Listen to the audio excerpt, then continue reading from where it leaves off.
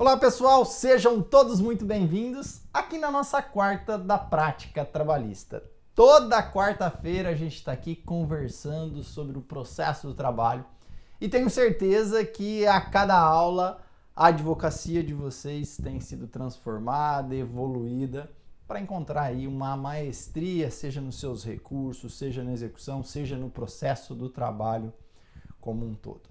E hoje eu separei aqui um tema para vocês bem interessante, que são as novidades ligadas às ferramentas de investigação patrimonial. E quando a gente fala em execução, convenhamos que a primeira coisa que vem na nossa mente são essas ferramentas. Como é que eu posso encontrar bens do devedor? Estou com um processo lá que não consigo prosseguir. Não consigo, então, encontrar bens do devedor? Aí a primeira coisa que a gente já pensa são nessas ferramentas. Mas nós temos que reconhecer que 99% daqueles que atuam na área trabalhista não acabam tendo contato com essas ferramentas e desconhecem boa parte das ferramentas que nós temos de investigação patrimonial. Isso acaba, evidentemente, demorando o seu trabalho. Você tem que ficar lá pesquisando em outras formas mais difíceis para poder encontrar bens do devedor e por vezes não encontra, aí o juiz te dá lá um despacho para você movimentar a execução, você não consegue até chegar à prescrição intercorrente. Acaba então perdendo um processo que você já tinha ganhado lá na sentença e não consegue receber os seus honorários advocatícios. É por isso então que hoje eu venho aqui, eu sei que é difícil a gente ficar 100% atualizado, conhecer todas essas ferramentas de investigação patrimonial, então estou aqui para isso, para te trazer ali novas ferramentas de investigação patrimonial para melhorar cada dia mais a sua advocacia. E aí é bem interessante, porque lá no nosso curso de execução trabalhista, mestre em execução trabalhista, a gente tem vários alunos e os alunos começam então a analisar essas ferramentas, começam a estudar de forma profunda a execução e aí começam a chegar os depoimentos. Começam ali, olha professor, consegui encontrar esses dias. Semana passada um aluno me mandou uma mensagem, professor, consegui encontrar uma embarcação. Em regra, a gente não fica pensando nisso. Vamos simplesmente lá no básico do Sisbajude, do Renajude, e aí não encontra, não sabe mais o que fazer. E aí o aluno encontrou uma embarcação, colocou lá no nosso grupo de WhatsApp, que a gente tem um grupo dos alunos, trazendo então essa ideia aí de encontrar então esses bens aí do devedor. Outro dia até uma aluna falou também que, olha professor, estou feliz porque agora eu saí dessa ideia básica sempre do Sisbajude, do Renajude, no máximo do CENIB, e consigo avançar e fazer outras pesquisas patrimoniais, trazer outras pessoas para o processo e aí então conseguir então encontrar bens do devedor ou em nome de outra pessoa para trazer aqui para o processo. Tá? Isso é bem interessante, me deixa muito feliz, seja aqui nas nossas aulas de quarta-feira, trazendo então conteúdo aqui, firme conteúdo profundo para vocês transformarem a sua advocacia e evidentemente nos nossos cursos, seja lá no de recurso, seja no de execução. E hoje eu quero trazer para vocês algumas ferramentas interessantíssimas que nós temos, novas, para você poder detectar ali imóveis rurais do devedor. Às vezes o devedor declara que tem um imóvel rural, mas um tamanho muito pequeno e você tem ideia de que é muito maior aquela fazenda, às vezes dele, ele declara que é uma chacrazinha, na verdade você sabe que é uma fazenda. Vou então aqui trazer alguns aspectos para vocês, falar como você encontra máquinas agrícolas, aposentadoria do devedor, vários outros meios que hoje em dia a gente tem ferramentas de investigação patrimonial que a gente consegue então detectar, tá? Sei que aqui boa parte de quem está aqui comigo já me conhece, já há um bom tempo, já acompanha a gente, seja aqui no nosso canal do YouTube, seja lá no Instagram. Mas todos os dias a gente tem aqui alunos novos, pessoas novas assistindo a gente e isso para nós é uma grande felicidade. Nessas quartas-feiras aqui que a gente traz então na prática trabalhista, toda quarta a gente amplia o número de pessoas aqui com a gente, o número de alunos, para que a gente possa então transferir com maior qualidade ainda todo o conhecimento para que você possa então mudar a sua advocacia. E aí queria então aqui rapidamente me apresentar. Eu sou o professor Elison Miessa, já atuo há 20 anos na área trabalhista, inicialmente 4 anos como advogado e há 16 anos eu atuo como procurador do trabalho na Procuradoria do Trabalho no município de Ribeirão Preto. E atuo diariamente fazendo recurso, mexendo em execuções e o meu objetivo, seja nos meus cursos, seja aqui nessa aula, é sempre simplificar o processo do trabalho e te entregar da forma mais fácil possível a realização do seu processo. A transformação ali do seu processo, seja você ganhando um recurso, seja você encontrando bens do devedor para satisfazer a sua execução. Então, se você ainda não se inscreveu no nosso canal, por favor, aperte aí no sininho, se inscreva no nosso canal para você receber, então, toda vez que a gente entrar aqui nas nossas aulas, você já receber uma informação, uma ativação de que nós estamos ao vivo para você vir aqui e participar da aula com a gente, tá bom? Então vamos lá tratar aqui do tema que eu separei para vocês. Mas antes de eu entrar profundamente no tema, eu gostaria de falar de 2 aspectos extremamente relevantes que eu já trouxe em outras aulas, mas eu preciso trazer hoje novamente. Primeiro, são os pilares de uma execução de sucesso. E aí, eu já falei para vocês, mas vamos retomar, que a gente tem 3 pilares quando a gente vai falar de uma execução de sucesso. Primeiro, é a gente ir atrás dos bens do devedor. Então, nós vamos atacar o patrimônio do devedor, já que o devedor é o responsável primário. Então, o nosso objetivo é primeiro ir atrás de bens do devedor. Não encontrando bens do devedor, a gente tem que ir atrás de outros responsáveis, seja do cônjuge, sucessores, sócios, responsável subsidiário. Então, aí a gente vai para um segundo plano, que é trazer novos integrantes para o polo da execução. E existe ainda um terceiro pilar, que são as fraudes. Pode ser que a gente não encontre dinheiro do devedor, patrimônio do devedor, não encontre propriamente dito um responsável que a gente detecte de forma ali contratual, como é o caso do sócio, como é o caso dos sucessores, como é o caso de um responsável subsidiário, e aí a gente tem que ir para análise de fraudes. Análise de fraudes, especialmente quando a gente tem ocultação de patrimônio.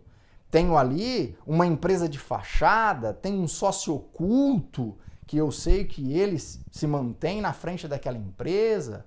Vou então precisar encontrar esse devedor ou essa pessoa que está ali ocultando o patrimônio do devedor. Esses são os 3 pilares básicos que a gente estuda na execução. E quando a gente vai analisar do ponto de vista de encontrar patrimônio do devedor pelas ferramentas de investigação patrimonial, a gente passa por esses 3 pilares. Porque as ferramentas de investigação patrimonial, ora, elas vão permitir que a gente possa encontrar patrimônio do próprio devedor ou de outros responsáveis. Por exemplo, a gente consegue encontrar o cônjuge do devedor com uma ferramenta de investigação patrimonial. Ora, a gente vai conseguir detectar, inclusive, fraudes, como é o caso, por exemplo, de um CCS, de um SENSEC, que a gente verifica que tem uma procuração dada por uma determinada pessoa, e aí a gente encontra um sócio oculto, encontra lá um ex-sócio que continua à frente da empresa, lá no banco, por meio do CCS. Ou seja, as ferramentas de investigação patrimonial, o objetivo dela é permitir que a gente fique nesses 3 pilares e consiga chegar ao final da execução de forma satisfativa. Mas não adianta você saber aquela salada de ferramentas de investigação patrimonial sem saber efetivamente qual é a ordem que você tem que pedir aquelas ferramentas de investigação patrimonial.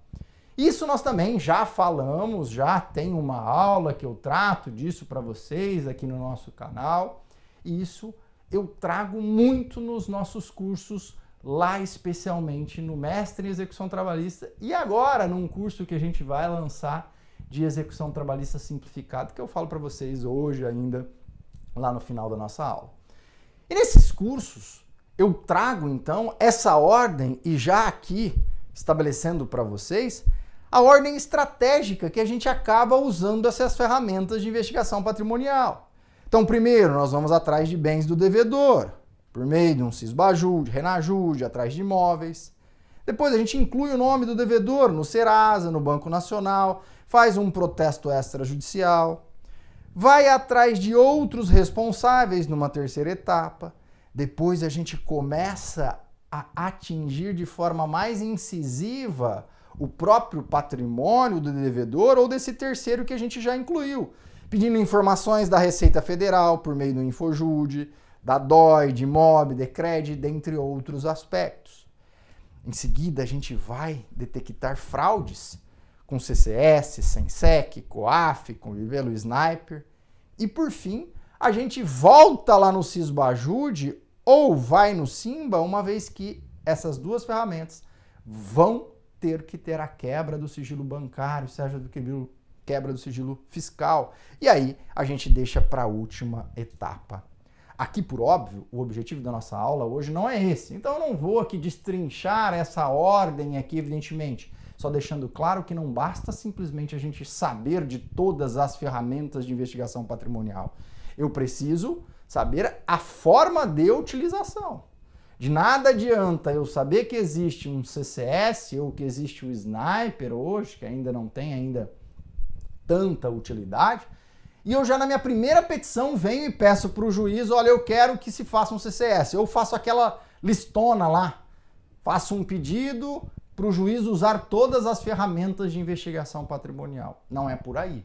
A gente tem então uma ordem que a gente tem que utilizar essas ferramentas de investigação patrimonial e essa ordem, como eu disse a vocês, eu deixo claro aqui, você tem que então primeiro atrás do devedor, depois você vai atrás de outros responsáveis, aí a gente vai começar a entrar na Receita Federal, encontrar alguns bens que não estavam propriamente dito declarados, depois as fraudes e assim sucessivamente, tá? Procurem. Nós temos uma aula que eu trato de forma um pouco mais detalhada a respeito disso no nosso canal, mas essa lista aqui, essa ordem, eu gosto muito de tratar dela, porque ela é o que gera diferença na sua execução.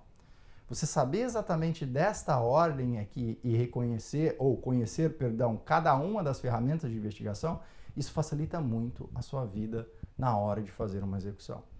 Isso, como eu disse, eu trago de forma detalhada lá no nosso curso Mestre em Execução Trabalhista.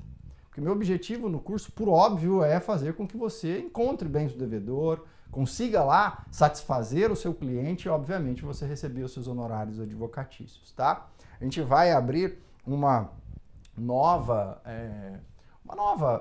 turma daqui a alguns dias, provavelmente agora no começo de agosto, mas se você tiver interesse já de entrar na lista de espera desse curso nosso Mestre em Execução, entre lá no link da bio no meu Instagram, que a gente tem lá, só você clicar lá e você vai ter acesso então à lista de espera com todas as informações para a nossa nova turma, tá bom? Mas vamos falar então dessas novas ferramentas de investigação patrimonial. A primeira ferramenta que eu vou falar para vocês é o IDEAGRO. Professor, o que é o IDEAGRO? O IDEAGRO é uma ferramenta que nós temos eletrônica para encontrar máquinas agrícolas do devedor que possam ali transitar em vias públicas. Então eu quero encontrar um trator do devedor, quero encontrar uma máquina agrícola do devedor. Como é que eu faço? Hoje a gente tem um mecanismo que é o IDEAGRO. Vem comigo na tela então para eu deixar claro isso aqui para vocês. Desde outubro de 2022, todas as empresas que possuam máquinas e tratores agrícolas que necessitem transitar em via pública são obrigados a registrar os equipamentos no Renagro. É como se fosse um Renavan. A gente passa então a ter aqui uma ferramenta, o IDEAGRO é uma ferramenta, o Renagro é o local do registro. passe então a ter uma ferramenta para a gente verificar a existência de máquinas e tratores agrícolas. E aí, o Ministério da Agricultura e Pecuária e Abastecimento, ele vai então receber essas informações do próprio lá revendedor, do proprietário e tudo mais, e vai expedir como se fosse lá um documento que a gente tem quando tem um veículo. Ah, professor, eu vou conseguir pegar isso pelo Renajude? Não. Pelo Renajude você não consegue pegar máquinas agrícolas. Ah, então eu vou e peço para o juiz o Ideagro? Daqui a alguns dias, alguns meses, nós vamos ter essa possibilidade de ter o próprio juiz, por meio do Ideagro, ter essa informação e conseguir pegar essa informação. Mas, por enquanto, o Ideagro ele foi aberto por órgão público, mas para gerar uma utilidade, uma maior facilidade no seu processo, o que você vai pedir para o juiz, sabendo então que o seu devedor possui ali alguma atividade agrícola e tudo mais? Você tem que ter, evidentemente, só se ele tiver alguma atividade agrícola que você vai pedir isso, né? Não vai ser do nada que você vai pedir. Aí, neste caso, como as informações, quem é detentor dessas informações é o Ministério da Agricultura e Pecuária de Abastecimento, ou seja, o MAPA, o que você vai pedir? Você vai pedir para o juiz expedir um ofício para o Ministério da Agricultura, Pecuária e Abastecimento, a fim de verificar a existência de máquinas agrícolas e tratores em nome do devedor.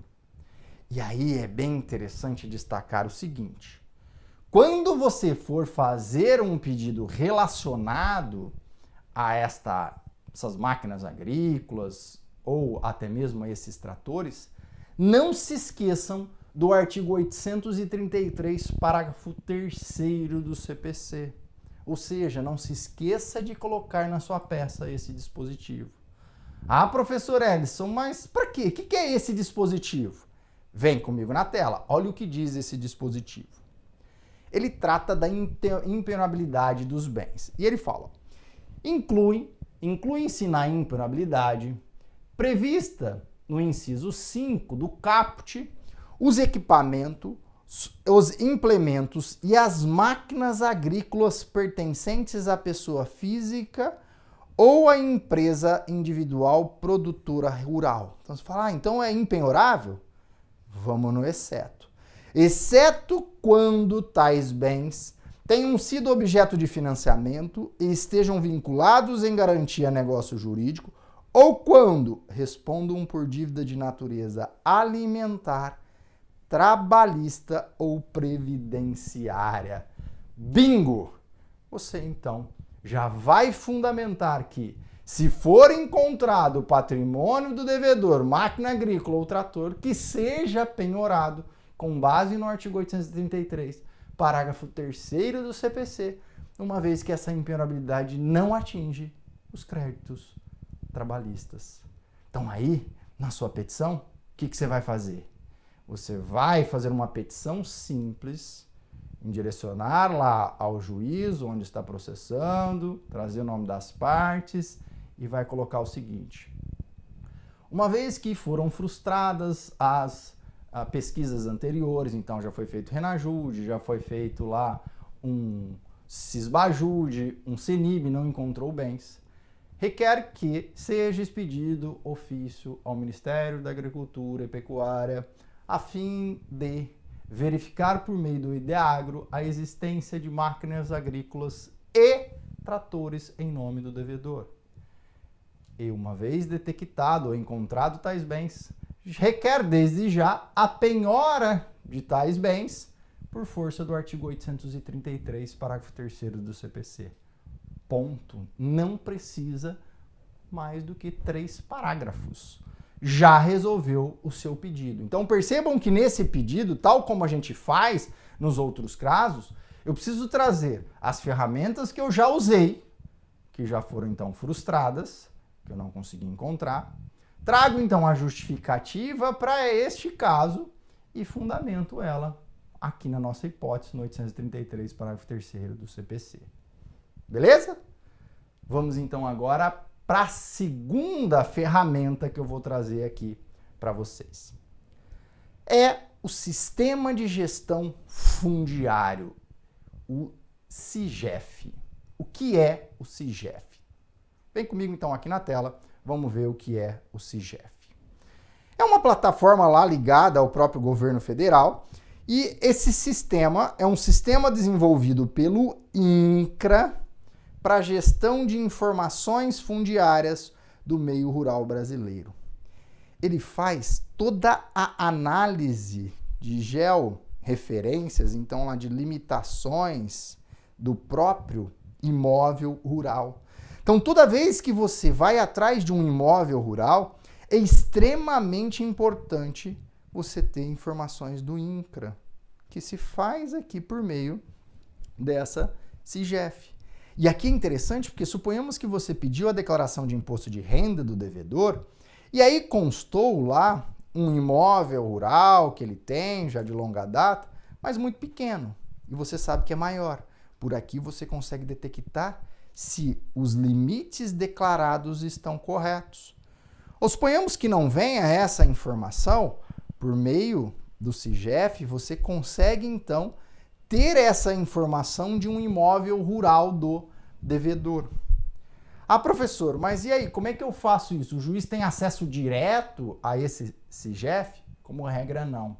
Aí o que você vai fazer? Você vai pedir que se espeça um ofício, esse eu até coloquei aqui na tela para vocês, então eu vou pedir um ofício, espeça um ofício, a Superintendência Regional do estado que você tiver, então no estado de São Paulo, no estado de Minas Gerais, para que informe esta vara sobre a existência de imóveis rurais cadastrados no sistema de gestão fundiário.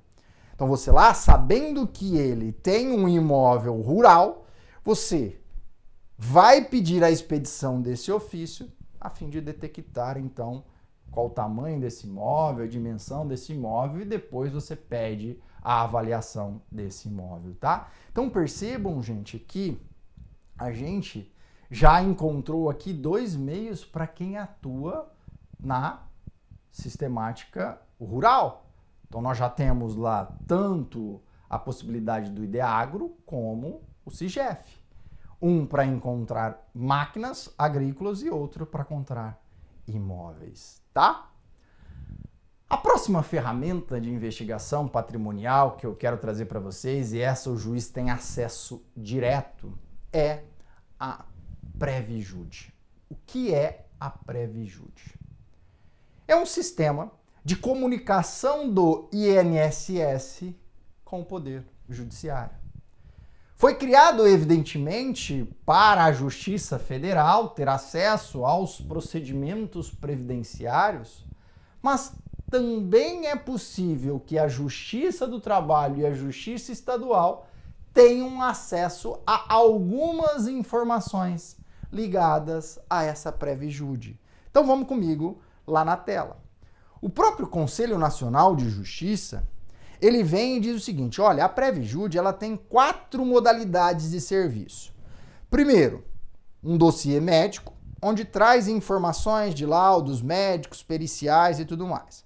Segundo, um dossiê previdenciário, onde se verifica o Cadastro Nacional de Informações, a carta de concessão, dados cadastrais, e histórico de crédito e benefícios. O terceiro, o processo administrativo previdenciário, então acesso aos autos de um processo administrativo. E o quarto, uma intimação judicial, que é envio de ordem automática, pedindo então ali esses processos administrativos. Essas duas últimas aqui são tão somente de atribuição da Justiça Federal. Mas a Justiça do Trabalho tem acesso a essas duas primeiras. E aí essa ferramenta é extremamente interessante para quê? Laudos médicos periciais. Você está numa ação acidentária. Está pedindo lá indenização por danos materiais ou até mesmo indenização por danos morais e quer ter acesso aos laudos do INSS. Está naquele limbo previdenciário. Pede para o juiz, se valendo desse Previjude, ter acesso aos laudos periciais. Muito mais fácil do que, às vezes, ter que oficiar o INSS e tudo mais. Pede, então, por meio dessa Previjude, o juiz vai ter, então, acesso a esses laudos médicos periciais. Um segundo aspecto extremamente relevante que nós temos é esse daqui, ó. Quando nós estamos atrás de aposentadoria do devedor. Como é que a gente encontra? Usando a Previjude. Eu quero, então, pegar lá, saber se ele tem uma aposentadoria. Por aqui eu verifico. E, além disso, eu verifico, inclusive, qual é o valor que ele recebe. Então, lá eu sei quais são os benefícios, quais são os créditos que ele tem, o histórico de crédito, os dados deles cadastrais, inclusive a carta de concessão, sabendo quando é que ele começou a receber isso.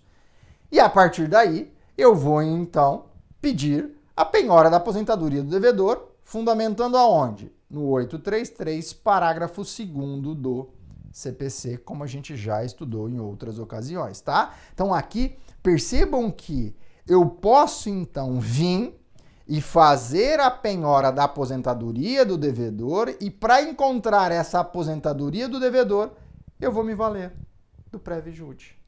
Então vejam que a Previjude é uma ferramenta extremamente interessante para que a gente possa então detectar ali toda essa sistemática relacionada aí à aposentadoria do devedor, tá?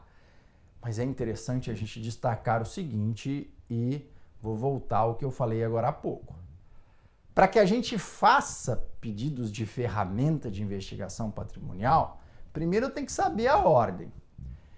E segundo, aqui, quando a gente vai fazer o pedido, eu já tenho que indicar para o juiz que teve frustração das anteriores. Então, eu vou pedir a penhora de uma aposentadoria.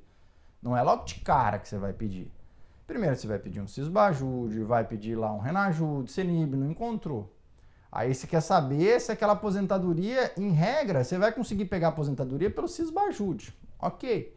Mas pode acontecer de estar caindo numa outra conta, enfim. Um pouco mais difícil, mas pode acontecer. Aí, neste caso, você quer saber qual é o valor da aposentadoria dele. Você pode pedir que se valha da pré-de-júdice. Mas aí, neste caso, você vai ter que demonstrar que os demais foram frustrados, tá? Do mesmo modo, quando você vai pedir lá uma ferramenta diferente, que é aquela Ideagro, que você vai atrás de máquina agrícola. Olha, o juiz não vai te deferir logo de plano. Você vai ter que falar que estão frustradas as outras, que você tem ciência de uma possível existência de máquina agrícola, porque ele é produtor rural, e a partir daí o juiz vai, então, te deferir, tá? E aqui vai mais uma dica de mestre importante. E se o juiz não deferir a minha ferramenta de investigação patrimonial? Eu lá já tentei um monte de coisa. E o juiz parou de me dar. Vem e fala, olha, não, você aqui não vou deferir. Não defere Ideagro, não defere CCS, não defere nada. E você fundamentou. Você então já demonstrou que foram frustradas demais, trouxe argumentação jurídica, por que você quer essa agora? Olha, eu quero porque tem indício de que ele é um produtor rural, tá, e tudo mais. Neste caso, o juiz indeferiu, cabe agravo de petição. Por quê? Porque embora seja uma decisão interlocutória, ela cria um obstáculo intransponível para a minha execução. Eu não consigo ir para frente. Se eu não tiver a penhora daquele trator, se eu não tiver a penhora daqueles veículos, eu não consigo, então, evoluir na minha execução. E aí, neste caso, o TST admite o agravo de petição. Por quê? Porque o TST vem e diz o seguinte, olha, quando a gente vai falar de decisões na fase de execução, a gente tem que pensar nas 3 modalidades de decisão que o juiz pode proferir. Então lá, um despacho, uma sentença ou uma decisão interlocutória. Do despacho, não tem conteúdo decisório, então nunca cabe recurso, salvo se o juiz der o nome errado de despacho.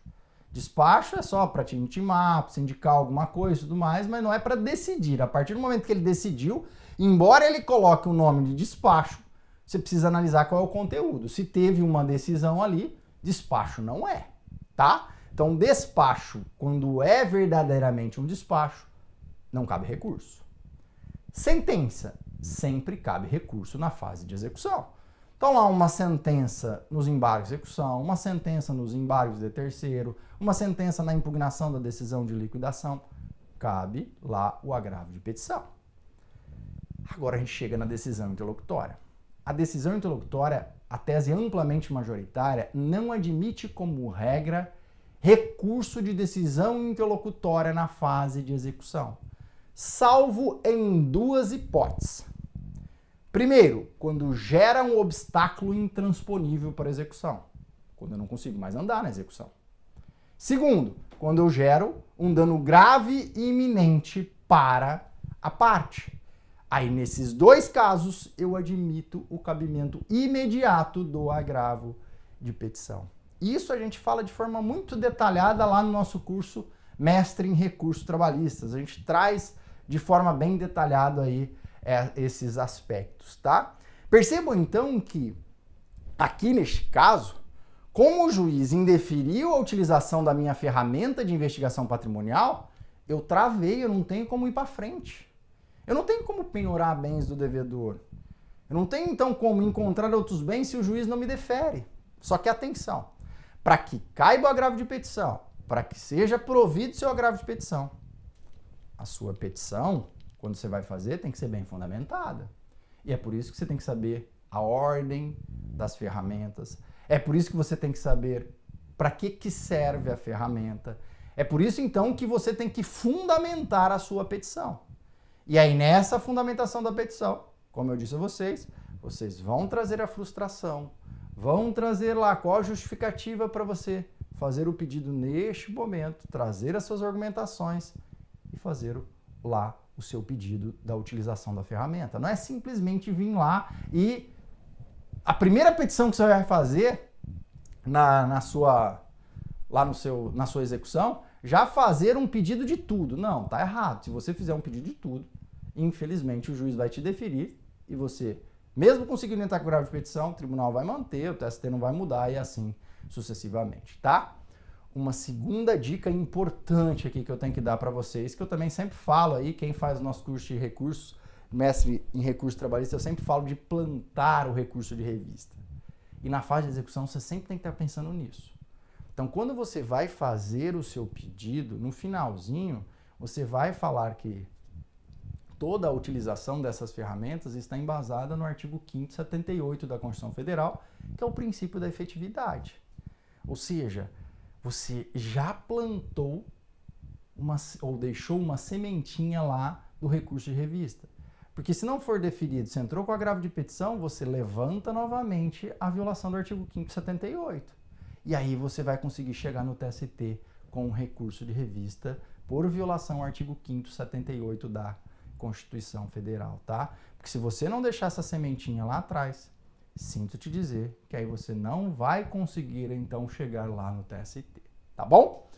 Uma outra ferramenta que eu gostaria de falar aqui para vocês, que na verdade, essa não é uma nova ferramenta, mas infelizmente é a suspensão de uma das ferramentas mais potentes que a gente tinha. Uma ferramenta que nós mortais tínhamos acesso e agora foi suspenso, foi retirado do ar, que é a rede CNPJ. A rede CNPJ, você colocava o nome da empresa, do sócio ou o número do CNPJ e ela buscava ramificações. Então você colocava o nome da empresa, já achava quem era o sócio, já ligava esse sócio a uma outra empresa, ia criando então várias ramificações, mas infelizmente foi suspensa essa rede CNPJ, porque ela é aberta, a própria pessoa que faz lá é um servidor público que faz isso, e ele fazia isso mas porque gostava, não recebia nada por isso, começou a ficar com medo ali da lei de proteção de dados, ter algum processo e tudo mais, e resolveu suspender. De qualquer modo, gente, lá quando você entra na rede CNPJ, ele mesmo fala que você pode baixar isso. A única coisa é que é muito pesado, são 100 gigas de informações, mas você consegue, então, baixar todos esses dados no seu computador. Por exemplo, se você é especializado em execução, igual a gente tem alguns alunos que são especializados em execução trabalhista, aí vale a pena. Vale a pena porque você baixa todos esses dados e continua tendo a possibilidade de encontrar empresas ali vinculadas àquela sua devedora, sócios e assim sucessivamente. Tá bom? Então é importante a gente destacar isso, tá? Um outro ponto que eu gostaria de destacar aqui para vocês é que quando a gente tem uma ferramenta de investigação patrimonial, então, por exemplo, a PrevJude que eu falei para vocês, e essa ferramenta é criada pelo CNJ, quando se cria uma ferramenta de investigação patrimonial pelo CNJ, então essa PrevJude ou o próprio Sniper, se o juiz te der lá uma decisão falando que ele ainda não tem acesso a essa ferramenta, tá errado. Não precisa de autorização, não precisa de convênio com o tribunal. O CNJ, a partir do momento em que faz essa ferramenta ou faz um convênio para ter a ferramenta, ele disponibiliza para o Poder Judiciário como um todo. Basta o juiz ter lá uma senha de acesso. Então, quando o juiz vem e fala, ó, não existe esse convênio aqui, e é um convênio criado pelo próprio CNJ, não precisa ter convênio com o TRT, tá? Então, aí facilita a sua argumentação quando você vai entrar com um agravo de petição, tá bom? Aqui, gente, quando a gente fala então de essa sistemática de execução, gosto bastante de falar de execução. Quem me acompanha aqui, me acompanha lá no Instagram sabe que a gente diariamente fala de execução trabalhista. E eu vejo que alguns advogados estão chegando, estão começando a execução trabalhista, estão começando então a ter contato com uma execução trabalhista de forma mais qualificada. E é por isso que eu até resolvi dar um passo atrás para pegar na mão desse pessoal mesmo e falar, olha, vem comigo, vamos então aprofundar aqui na execução, vou fazer um curso mais básico para que você possa então ter resultados efetivos na sua execução.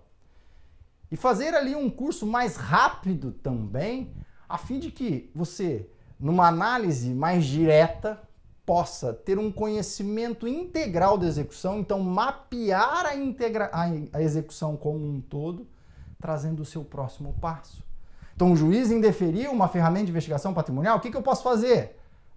Vou fazer tal ato, vou entrar com agravo de petição. Eu não encontrei bens em nome do devedor, fiz um cisbajude, o renajude negativo, olha, o que eu faço agora? Vamos atrás do tomador de serviço. Então resolvi fazer uma aula que te dá essa dimensão básica, aulas mais rápidas, aulas mais curtas e por um preço bem mais acessível. R$20 por mês, R$197 à vista, ou seja, é um curso simplificando a execução trabalhista, onde eu, repito, te trago esse panorama geral da execução, te descrevendo qual é o seu próximo passo que você tem que fazer na execução, pegando aí na sua mão. E além disso, tenho aula das principais peças na fase de execução. Então eu pego, por exemplo, o incidente de desconsideração da personalidade jurídica, abro a peça aqui para vocês e explico como você tem que fazer a peça. Vamos verificar então como é que eu faço um pedido de utilização de ferramenta de investigação patrimonial. Abro a peça e te explico todos os pontos que você precisa trazer nessa peça, para depois, se for indeferido, você poder entrar com agravo de petição. E além disso, depois de fazer essa peça com você, abertamente nas nossas aulas, eu te entrego essa peça, por óbvio, num banco de petições.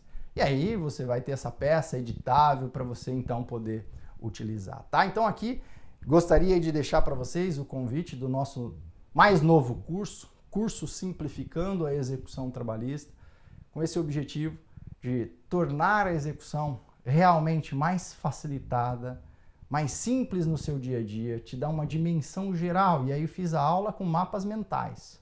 Então trazendo lá desde a sentença, o próximo ato, olha, faço uma petição para iniciar a execução, quem tem que fazer essa petição, como faz essa petição, se a parte contrária impugnar, o que eu tenho que ter conhecimento, trago ali aspectos de cálculos, inclusive aulas de cálculos, a gente tem aula de cálculos, então, para você poder, então, impugnar o cálculo apresentado pela parte contrária.